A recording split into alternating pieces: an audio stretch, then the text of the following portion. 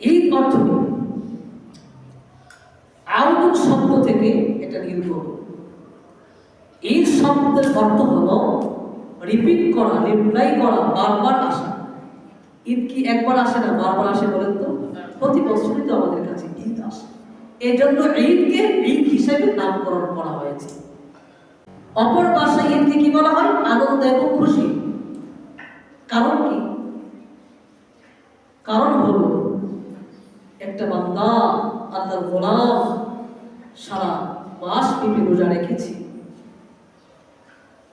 আল্লাহ তাআলা ওয়াদা করেছে ওই বান্দাকে ইয়াউমুল জায়েজা, ঈদের দিনকে বলা হয় ইয়াউমুল জায়েজা, অর্থাৎ পুরস্কারের দিবস বলে। সুবহানাল্লাহ।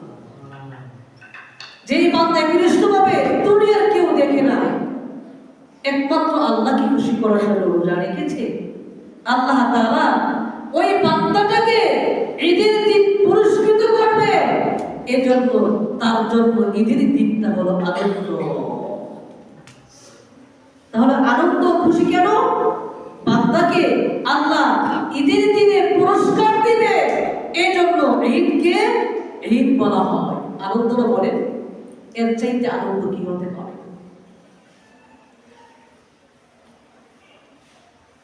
এজন্য আল্লাহ রাসূল বলেন, যারা রোজাদার তাদের জন্য দুটো খুশির বিষয়। একটা হলো ইনদা ফিতরিহি, প্রত্যেকটা মানুষ যখন রোজা রাখে, সে যখন ইফতার করে একটা খুশি আসে না? প্রথম নম্বর একটা আনন্দ। দ্বিতীয় নম্বর আনন্দ হলো ওয়া ইনদা লিকাই রাব্বিহি, যখন রবের সাথে সাক্ষাৎ করবে তখন রব তাকে পরিপূর্ণ জাযা এবং খায়র দান করবে। সুবহানাল্লাহ। দুটো খুশি। আল্লাহ বলেন as-sawmu li wa ana ajzi'u bihi, আল্লাহ বলে বান্দারে শুনে নাও, আমার বান্দা একমাত্র আমার জন্যই রোজা রাখে। আমি আল্লাহ সমস্ত আমলের জাযা, সমস্ত আমলের ফায়দা, উপকার এবং উপভোগ আমি আল্লাহ নিজ হাতে দেব না, কিন্তু রোজার উপহারটাকে আমি আল্লাহ আমার বান্দাকে নিজের হাতে দান করব। বলেন, যদি মালিক নিজের হাতে রোজার জাযা প্রতিদান দান করে, এটা কি পরিমাণ হবে কোন মানবের দ্বারা এটা আন্দাজ করা সম্ভব। এজন্য যারা রোজা রেখেছে ঈদ তার জন্য বুঝেন পুরস্কার আনবে করা। যারা রোজা রেখেছে তাদের জন্য ঈদ আনন্দ। যারা কিয়ামুল লাইল করেছে, যারা তারাবি পড়েছে, যারা ইফতার করেছে, যারা তাহাজ্জুদ পড়েছে, রমাদান মুবারককে ইবাদতের মাধ্যমে কাটিয়েছে, তাদের জন্য ঈদ। যারা তারাবি পড়ে নাই, যারা রোজা রাখে নাই, যারা তাহাজ্জুদ পড়ে নাই, তাদের জন্য কিন্তু ঈদ নয়। অথচ দেখবেন যারা রোজা রাখে নাই, তারাবি পড়ে নাই, সম্পৃক্তা কিন্তু তারাই বেশি পড়ে। ঠিক কিনা বলেন? কপাল পোড়া। দেখবেন কথা আছে একটা, বর যে বিয়ে করবে তার খবর নাই, পাড়াপড়শির ঘুম নাই। যে বিয়ে করবে সে ব্যস্ত, অথচ তার বন্ধু জামা, ডিজাইনিং জামা এবং আতশবাজি বিভিন্ন কিছু ক্রয় করে ফেলেছে, বন্ধুর বিয়েতে যাবে, অথচ যে বর বিয়ে করবে তার তো খবরই নেই। যেই বান্দা রোজা রেখেছে সে টেনশনে পড়ে গিয়েছে, আমি যে রোজা রেখেছি, আমি রোজার হকগুলো পরিপূর্ণ আদায় করতে পারি নাই, আমি রবের কাছে তওবা করা দরকার। আল্লাহ তাআলা আমাকে মাগফিরাত দিয়েছে কিনা, আল্লাহ তাআলা আমাকে রহমত দিয়েছে কিনা, আমার মালিক আমাকে নাজাতের অন্তর্ভুক্ত করছে কিনা, সে এই নিয়ে টেনশন। যদি আমার মালিক আমাকে ক্ষমা না করে, আমার আল্লাহ যদি আমাকে ফিরে দেয়, তাহলে আমার সবই, আমার এই আনন্দ সবগুলো মিঠা যাবে। একজন রোজাদার সে টেনশনে আছে, আমি রোজা রেখেছি, আমি রোজাগুলো, আমার রোজাগুলো আমার মালিক কবুল করেছে কিনা, তার টেনশন তো এই নিয়ে।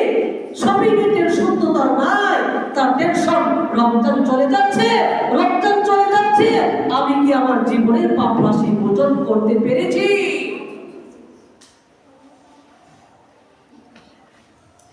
যেমন একজন মেয়ে যখন কনে বিয়ের সাজে সাজে, তখন তার বান্ধবীরা বলে ওয়েলকাম, তোমাকে ধন্যবাদ, স্বাগত, তোমাকে দেখতে খুব ভালো লাগছে।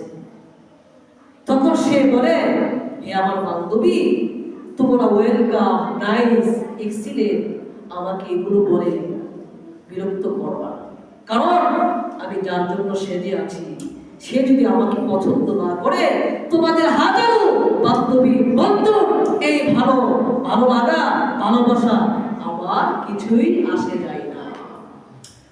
আর যদি সে আমাকে পছন্দ করে, যার জন্য আমি সেজেছি, সে যদি পছন্দ করে, তোমরা বিনা করলেও আমি সাকসেসফুল। এজন্য রমজানে একজন গোলাম তো তার পাপ কেমন ভাবে মোচন করবে, মালিকের নৈকট্য কেমন ভাবে অর্জন করবে, সে সেই টেনশন আর ফিকির নিয়েই তো সে ব্যস্ত।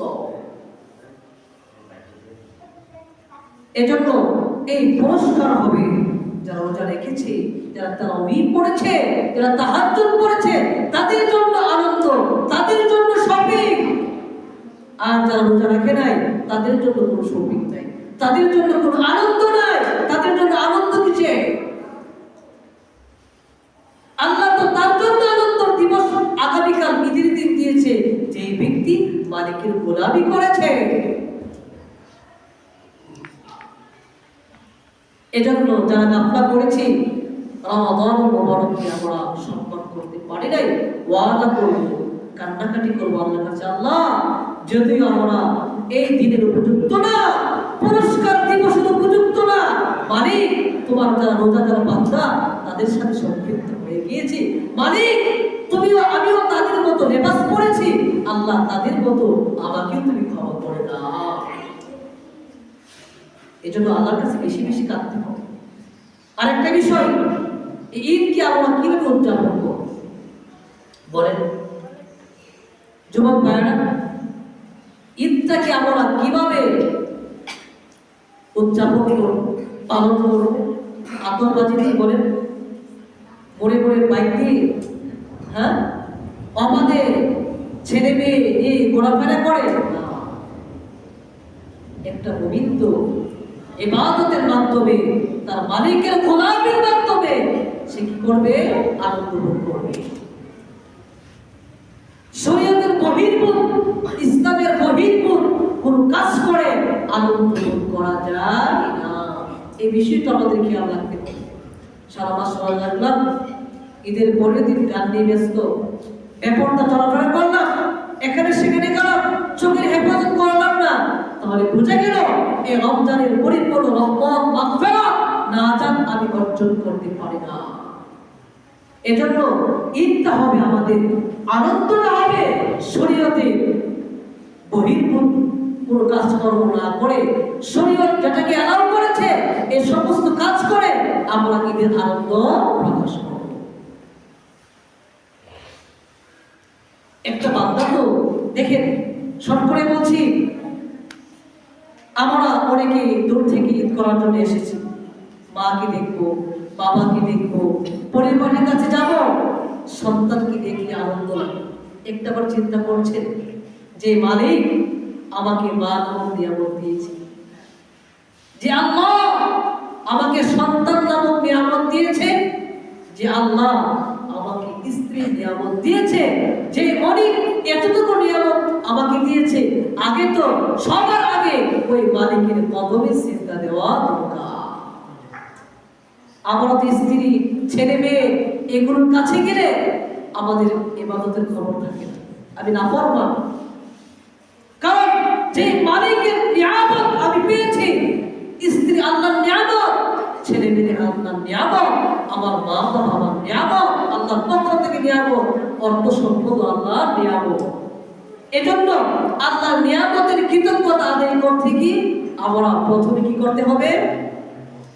আল্লাহর গোলামি করতে গিয়ে নামাজটা আদায় করতে হবে। এই দিনগুলো নাফরমানি করা যাবে না। অনেক ভাইরা আছে চাকরি থেকে আসে, বাসায় ঢুকে এক সপ্তাহ এতে কেন বসে নাউজুবিল্লাহ বলতেন না? যেই মালিক তোমাকে স্ত্রীর নিয়ামত দিয়েছে,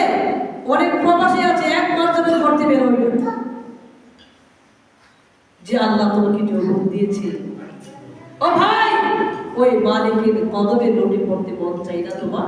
আল্লাহ নিয়ামত ভোগ করলা, কিন্তু মালিকের সিজদা তুমি দিলা না, তুমি নাফরমান, তুমি নাফরমান। এজন্য আল্লাহর প্রত্যেকটা নিয়ামত, ছেলে মেয়ে, মা বাবা, টাকা পয়সা, প্রত্যেকটা নিয়ামত আমি ভোগ করব। এই নিয়ামত ভোগ করতে গিয়ে যেন আল্লাহর গোলামীকে আমি না ভুলে যাই, আল্লাহর সিজদাকে আমি না ভুলে যাই, আল্লাহর প্রত্যেকটা বিধানকে যেন আমি পরিপূর্ণ মান্য করতে পারি।